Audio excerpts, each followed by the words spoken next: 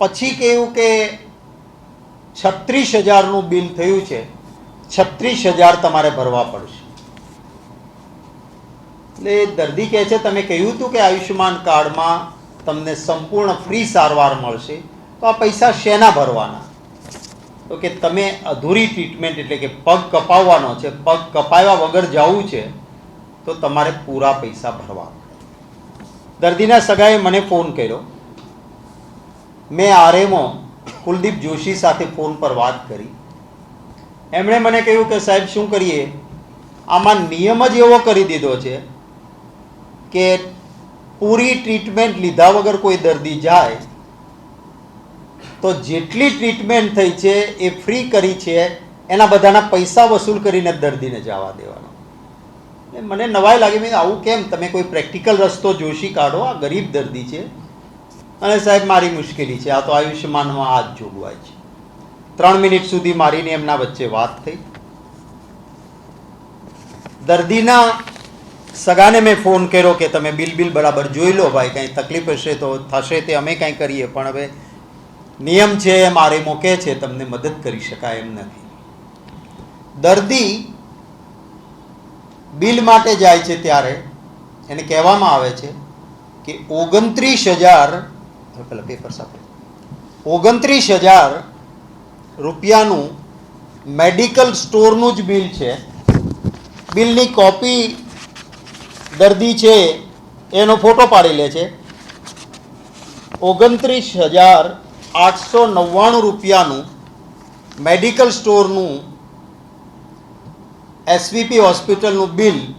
આમાં તમને સોફ્ટ કોપીમાં સરખું દેખાય છે, સોફ્ટ કોપી પણ આપને કલર્ડ કોપી બિલની મનીષભાઈને હું કહીશ આપને સૌને મોકલી આપે. 29,899.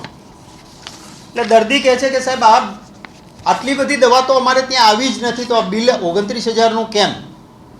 નીચે ઉપર ધક્કા ખાય છે. પેલો કે બિલ તમે કહો છો પણ એ દવા ક્યાં આપી, ક્યારે?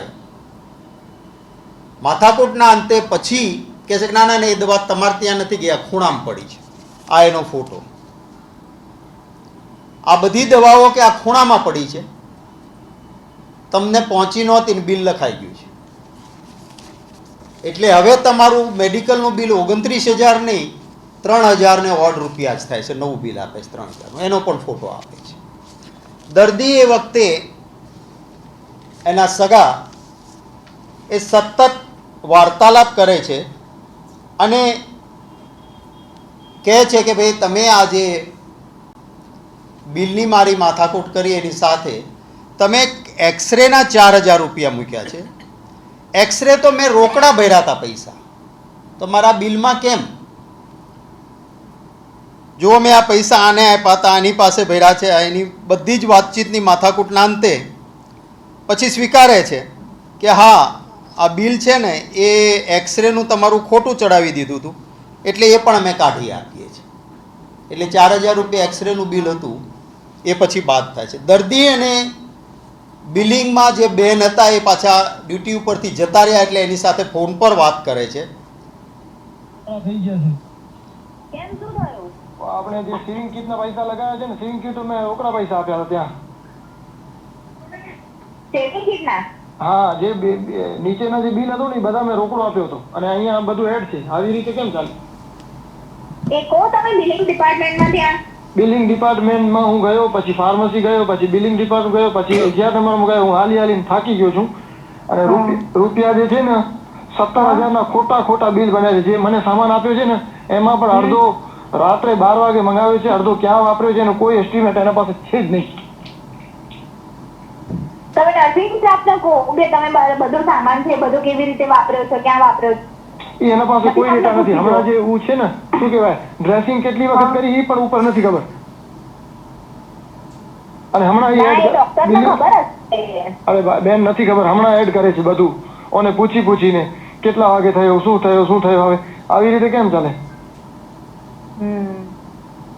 મોકલો કોઈકને અહીંયા, હું નહીં તો એમ પૈસા નહીં થાય બેન. આવી રીતે નહીં ચાલે. આ બધું ગોટાળો છે અહીંયા, તસ્કરી છે દવાઓનો. આવી રીતે કેમ ચાલે?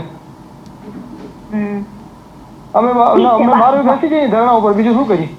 આવી રીતે અને પેશન્ટની હાલત ગેંગ્રીન થઈ હશે ને સંપૂર્ણ જવાબદારી તમારી રહેશે. અમે બીજી હોસ્પિટલમાં શિફ્ટ કરવાનું છે.